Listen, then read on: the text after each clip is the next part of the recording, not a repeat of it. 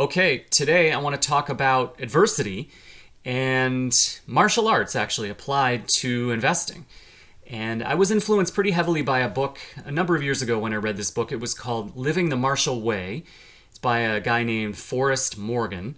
And it's a military guy who talks about his experience learning martial arts, what it means to him, how it helps him face adversity, and manage his ego. Basically, this is sort of the subtext or the subject of the book. And I realized that this is actually very applicable to investing, because investing is a domain with a ton of adversity. All you have to do is live through a market crash and you'll meet more adversity than you can ever imagine. Because people's capital, when you start losing your capital, it represents not just the capital itself, but all of the years that went into saving and accumulating it in the first place. And a quick 20% decline in the market, and you see 20% of your capital go poof, and you think about how long it's going to take to get it back. You think of what could happen if it gets worse. One important skill to learn as an investor is how to manage those emotions, how to manage them so that they don't impose their will on you, and try to handle the adversity with equanimity. There's another avenue of investing where it offers many temptations for the ego, and the temptation to be right, the temptation to win, the temptation to get more wealth or get more recognition. These are sort of traps for the ego, and this book really helped me apply the same sort of concepts that you'd find in the world of martial arts towards defeating my ego in the world of investing.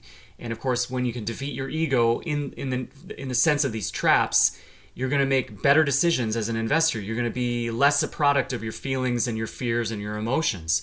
So again, excellent sort of mapping of this book in this world of martial arts to the investing domain. And then finally, the idea of sparring with your capital and adding new tools. You know, in martial arts, there's always other domains to practice. There's subdomains to get better at. Investing offers the same sort of thing. Many beginning investors may have most of their money indexed, which is typically good. But you can always grow by beginning to invest in individual stocks. Once you own a few individual stocks, you can start by learning more and more sectors and subsectors. And there's always new industries coming up, and there's always industries that you haven't learned yet. Just this past year, I actually learned for the first time about the tanker sector.